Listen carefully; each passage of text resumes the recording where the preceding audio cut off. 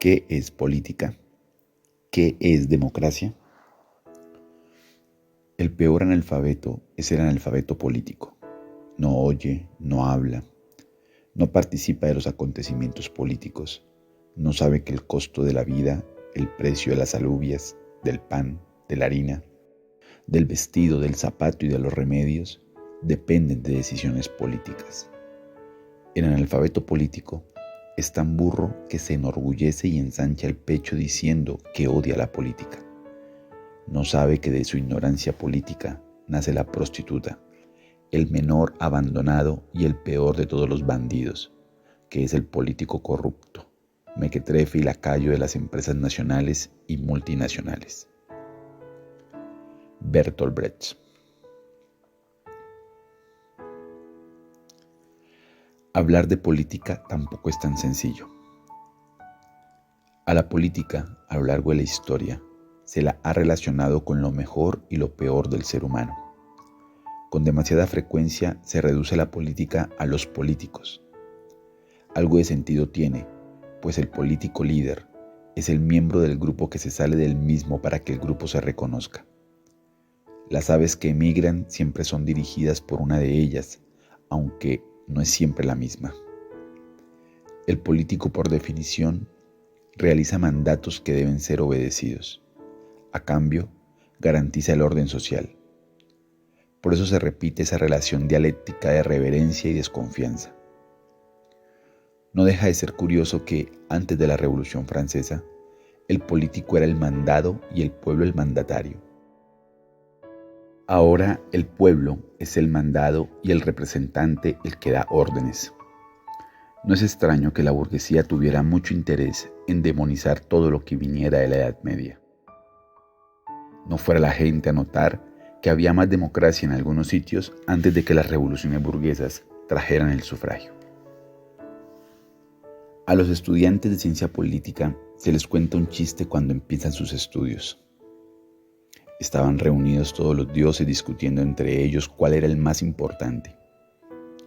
Habló el dios de la física y dijo: «Es evidente que yo soy el más importante, pues del caos originario extraje las leyes físicas del mundo y eso permitió ordenar el planeta». Le interrumpió el dios de la química y dijo: «Yo soy mucho más importante, pues del caos originario saqué las leyes de la química y con ellas se construyó la vida». Insatisfecho, habló el dios de la biología y tronó: «Yo soy el más importante, pues del caos originario extraje las cadenas del ADN que permitieron la existencia del mundo». Con cierta tranquilidad habló el dios de la política y dijo: «Claro, pero perdonen, ¿quién inventó el caos?». Bromear sobre los políticos es una señal de buena salud democrática. El político que se toma a sí mismo demasiado en serio siempre está a un paso del autoritarismo. Reírse de las altas figuras del Estado es un delito en muchos países, sobre todo si son reinos. Para hablar de anatomía hay que estudiar los más de 200 huesos que tenemos los humanos. En cambio, para hablar de política, se presupone a cualquiera el mismo derecho y la misma capacidad. Aunque todos y todas creemos poder hablar de política, eso solo es cierto en un nivel superficial. Claro que todos podemos opinar sobre la marcha de las cosas colectivas, criticar al gobierno o a la oposición o hacer un comentario sobre la situación del mundo. Pero para saber de política hay que hacer un poco más de esfuerzo. Saber de política requiere, al menos, el tiempo que dedican los aficionados que controlan las claves de la liga de fútbol, que leen un periódico deportivo diario y escuchan los programas correspondientes en la radio. Y, por supuesto, siguen los partidos, además de construir comunidades deliberativas con las que cruzan la calidad de los deportistas, debaten la honradez de los presidentes, disputan el acierto de los entrenadores o valoran la mala intención de otros clubes o deportistas que no son los propios, sin olvidar la mirada escrutadora sobre la propia escuadra. Para mirar en sus entrañas, los estudiosos de la política, como en cualquier otra ciencia, llevan mucho tiempo construyendo conceptos, discutiéndolos, poniéndolos al servicio de la transformación o del mantenimiento del orden. Mundo extraño este de la política, capaz de sacar lo mejor y lo peor de los seres humanos. La política tiene muchos ángulos. Hay quienes se empeñan en aburrirnos para que no nos preocupemos de esas cosas. Otros nos prefieren ignorantes para necesitar la orientación de los que saben. La política es una ciencia, o tiene al menos esa pretensión. Ya hemos dicho que excesiva, que reclama estudio. También se trata de un asunto colectivo que reclama diálogo. Y, además, es una actividad que afecta a cada uno de nosotros, por lo que requiere compromiso. ¿Quién imaginaría que para hablar de política también conviene coger papel y lápiz, leer despacio y sacar después, solo después, las propias conclusiones? La socialdemocracia, que lideró en el mundo occidental la mirada sobre la política desde el final de la Segunda Guerra Mundial hasta los años 70, cuando vio que las recetas que le habían servido dejaban crudos los platos, prefirió buscar culpables fuera y empezó a hablar de postdemocracia. Pero la pregunta por la postdemocracia es en realidad la pregunta por la política. Si preguntáramos a la ciencia económica qué habría que quitar a una sociedad para que desapareciera la economía, la respuesta casi evidente sería la escasez. En una sociedad donde todo fuera abundante, no haría falta ni la reflexión sobre la economía, ni la gestión económica de lo social. De hecho, hace 100 años no existía una economía del agua o del aire porque no se veían como bienes escasos. La esencia de lo económico es, pues, la escasez. Cierto que de esta evidencia se pueden sacar conclusiones terribles. De hecho, hay constructores de escasez que buscan solo su propio beneficio. Pero no es malentendiendo los problemas como mejor se encuentran soluciones. Sigamos en la misma dirección. ¿De qué habría que prescindir en una sociedad para que desapareciera la política? La respuesta iría en la misma senda. Quítese el conflicto de una sociedad y desaparecerá la política. Una sociedad donde no existieran fricciones, donde cada individuo conectara con las intenciones, análisis y comportamientos del resto, donde no existieran tampoco errores, azares ni malentendidos, no precisaría ni de la política ni de la reflexión sobre lo político. Una máquina perfectamente engrasada y predeterminada, un mundo de ángeles. En ambos casos, una mala lectura nos llevaría a entender que el objetivo de la economía sea generar escasez, de la misma manera que el objetivo de la política fuera generar conflicto. Como malentienden los que confunden la condición nazi de Carl Schmitt con el realismo de sus análisis. A menudo los canallas tienen una capacidad especial por su aversión y antipatía para interpretar las cosas tal y como en realidad ocurren. En ambos casos, estos subsistemas sociales tratan de solventar, no de perpetuar, esos problemas ligados a la vida del ser humano en grupo.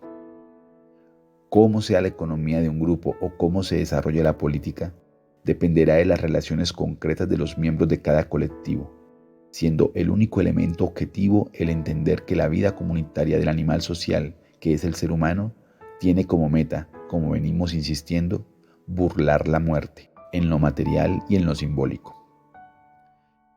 Economía para solventar los problemas de escasez, política para solventar los problemas del conflicto.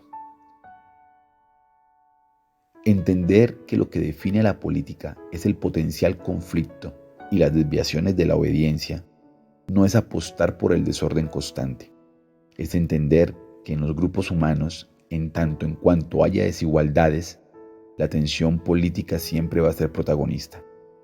Cuando la economía vence a la escasez, ha triunfado, no cuando la esconde, la silencia o le cambia el nombre, sino cuando la supera. Igualmente, cuando la política vence el conflicto, es cuando ha triunfado, es decir, cuando solventa las razones que generaron el conflicto, no cuando elimina a los críticos, enmascara el conflicto o lo desvía. Definir la política adecuadamente ayuda a extraer sus potencialidades. Cuando le preguntaron a Miguel de Unamuno si creía en la existencia de Dios, respondió: dígame qué entiende por creer, por existir y por Dios, y entonces le contesto. Necesitamos compartir una definición de política. En caso contrario, no corremos el riesgo de leer la misma palabra y dotarla cada cual de un contenido diferente. Politizar algo es hacer consciente el conflicto inevitable entre los intereses de los individuos y grupos y los del resto del colectivo. El ser humano se mueve por el deseo, impelido a su vez por la imitación, pero ese deseo, el que sea, solo se puede cumplir en la vida social. De ahí que el conflicto afecte a cada rincón de la vida social: la propiedad de la tierra o de las fábricas, el ámbito doméstico, el respeto al medio ambiente, la existencia del dinero, la igualdad entre los sexos, el espacio público, la relación con otros países, la forma de la trascendencia o la manera de resolver los problemas dentro del colectivo. Ese conflicto no tiene solución radical a favor de uno u otro de los extremos, aunque sí vamos construyendo despacio algunos consensos de los que la mayoría participa. Si todos radicalizáramos nuestra condición de individuos, estaríamos ante la mínima política. No habría metas comunes. No existiría la polis ni en realidad existiría la sociedad. Era la tesis de la primera ministra británica Margaret Thatcher. La sociedad no existe. Solo existen los individuos y las familias. Pero esa posibilidad sería en realidad un retorno a la selva, donde los humanos, como bestias, nos veríamos abocados al desorden de la guerra civil de todos contra todos o a nuevas formas autoritarias. La negación del conflicto entre los seres humanos, no querer reconocer su existencia, nos llevaría, como un efecto perverso, al máximo conflicto. La existencia común propia de los seres humanos en ausencia de vínculos sociales es una forma de guerra que no desaparece aunque se enmascare. Son las guerras civiles permanentes en países con guerrilla, pero también esas zonas marrones donde el Estado no existe y funcionan otras reglas. Paisaje cotidiano de las grandes metrópolis y del doble rasero con el que se mide la vida en el centro y en la periferia. Como dice Santos, es el mismo Estado y la misma policía la que te mata en las zonas salvajes y ayuda a la anciana o a tus hijos a cruzar la calle en la zona civilizada. En esos no lugares funcionan otras reglas, donde los escombros del Estado comparten autoritas y potestas con mafias, cárteles de la droga, paramilitares, bandas, empresarios sin escrúpulos, maras, pandillas y también depredadores solitarios. Las zonas marrones son la expresión del desarraigo social construido por el sistema capitalista, exacerbado por la utopía del capital que conocemos como globalización neoliberal. Cuando esas zonas marrones pretenden colorear con algo de luz sus sombras, saliéndose de la división internacional del trabajo en donde se insertan, fácilmente caerán bajo el concepto de estados inviables, estados fallidos o estados canallas.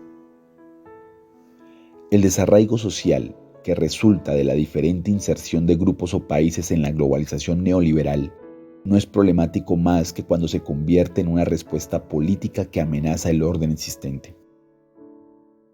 El caso de la América Latina de comienzos del siglo XXI es emblemático al respecto, o los intentos en Europa de ir más allá de la propuesta de la Troika que carga sobre las mayorías la solución a la crisis, caso de Syriza en Grecia. Por el contrario, si extremáramos la pertenencia a la colectividad, si nos disolviéramos voluntariamente en el conjunto para hacer masa, estaríamos ante la máxima política, la polis homogénea e igualitaria. Visto desde otro ángulo, estaríamos ante el mínimo conflicto, eliminado por ese poder público total asumido por todos. Es el caso del comunitarismo y de una situación donde cada individuo realmente asumiera dejar de ser para difundirse en el conjunto. Sería una sociedad solo posible, con Aristóteles, en el caso de dioses, seres autoconscientes de sus obligaciones más elevadas como seres humanos, pero con el problema de que el ser humano no es un dios. Solo un hombre nuevo demasiado cercano a las divinidades podría abolir la política. Pero el hombre nuevo no es sino el hombre viejo en nuevas circunstancias. En este caso, la permanente conexión de los seres humanos entre ellos, obligada por la referencia a ese gran hermano colectivo que te vigila constantemente y te hace al tiempo ser policía de los demás, anularía al individuo, lo sumiría en la masa y dejaría de funcionar una conexión querida y voluntaria con el conjunto. Es más teórico que práctico. Rousseau, uno de los referentes de la idea de democracia, nos recuerda en El contrato social que si hubiese un pueblo de dioses, su forma de gobierno sería democrática, para afirmar a continuación que un gobierno así, tan perfecto, no conviene a los hombres. El republicanismo, como una corriente de la teoría política, busca conciliar ambos aspectos, poniendo el énfasis en la formación de ciudadanos virtuosos que conozcan sus obligaciones colectivas y sean celosos de su desarrollo personal. Difícil. Las repúblicas también caen con frecuencia del lado del autoritarismo. Si politizar es traer al primer plano el conflicto, despolitizar, insistamos, es negar el conflicto.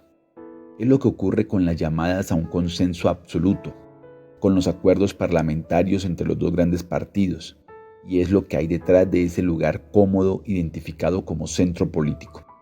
Un lugar amable donde refugiarse en medio de la confusión del cambio del paradigma en el que nos movemos. Siempre que se despolitiza, se pierde de vista un conflicto que no por negado dejará de seguir acechando. Es positivo para la emancipación que algunas cuestiones hayan quedado fuera de la discusión social. Por ejemplo, el trabajo infantil o la pederastia, la esclavitud o la inquisición, los malos tratos o la presentación de la mujer como un objeto.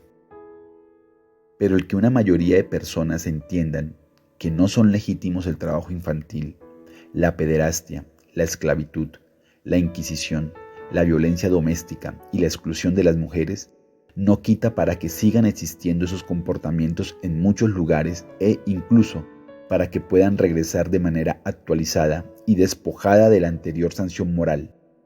La crisis lleva a no pocos economistas a defender formas laborales de semiesclavitud, o vemos cómo la feminización de la pobreza es un hecho. Bien recordó Bourdieu que una cosa es la razón académica, y en la misma dirección la legal, y otra la razón práctica. La esencia de la política es la probabilidad de la obediencia, es la asunción de que siempre hay conflicto, pues siempre hay movimiento en la sociedad. Nunca se puede dar por terminada la política. Como correlato, nunca podría darse por terminada la democracia ni el socialismo. El conflicto es lo que pone en marcha las sociedades. El conflicto es un equilibrio inestable de seres humanos que viven en el tiempo, es decir, que envejecen, que pierden constantemente energía camino de la muerte. Existirá conflicto mientras haya seres humanos que piensen que merecen algo y no lo tienen. El conflicto vino para quedarse, con su amenaza y su promesa redentora, las dos caras repetidas del Jano de la política. La devastación medioambiental ha roto la ingenua pretensión de que existe una flecha del tiempo donde siempre progresamos. Y basta ver la pérdida de ciudadanía que afecta a Europa para entender que los derechos son reversibles. Despolitizar implica volver a correr el riesgo de repetir comportamientos sociales superados. Las luchas de ayer son los derechos de hoy. La falta de acción colectiva de hoy es el retroceso de mañana. En ningún lado está garantizado el progreso. Por eso, en el corazón de la polis siempre tiene que estar la paideia, la educación en valores sociales, la actualización constante de hacia dónde queremos ir, la desalienación solo posible por la recuperación consciente de la unidad integral de todos los aspectos que construyen lo social, lo económico junto a lo político, lo normativo y lo cultural. Relajarse es dar entrada a los viejos demonios. No existe la sociedad perfecta, donde el 100% de sus integrantes comparten las metas colectivas a cumplir obligatoriamente. Sería una sociedad de gentes embrutecidas, bestias obedientes, o de dioses omnipotentes, virtuosos autodisciplinados. Ambas son construcciones intelectuales del ser humano que, como los unicornios, solo existen en nuestras mentes. Si desaparece la tensión, desaparece el objetivo de la emancipación. Las soluciones a las tensiones sociales quedan expresadas en los valores que se enseñan en las escuelas y en los medios de comunicación, en las instituciones y en las leyes. en la deliberación de los barrios y en los foros sociales. No hay democracia sin un diálogo permanente. La pérdida de objetividad de los medios de comunicación, a quienes hemos entregado la construcción de la opinión pública y la han convertido en una mercancía, es la negación de la democracia. Lo vio con extrema lucidez en 1944 Karl Polanyi, cuando en La Gran Transformación expresó que el ser humano, despojado de su contrato colectivo, deviene en carne de cañón. Despojados de la cubierta protectora de las instituciones culturales, los seres humanos perecerían bajo los efectos de la exposición social, morirían víctimas de la dislocación social aguda a través del vicio, la perversión, el crimen y la hambruna. La naturaleza se vería reducida a sus elementos, los vecindarios y los pasajes naturales ensuciados, los ríos contaminados, la seguridad militar puesta en peligro, la capacidad para producir alimentos y materias primas destruida. Pero ninguna sociedad puede soportar los efectos de un sistema de burdas invenciones como ese, ni siquiera durante el lapso más breve imaginable, a menos que su sustancia natural y humana, así como su organización comercial, estén protegidas contra los estragos de este molino satánico. Una economía de mercado termina construyendo una sociedad de mercado.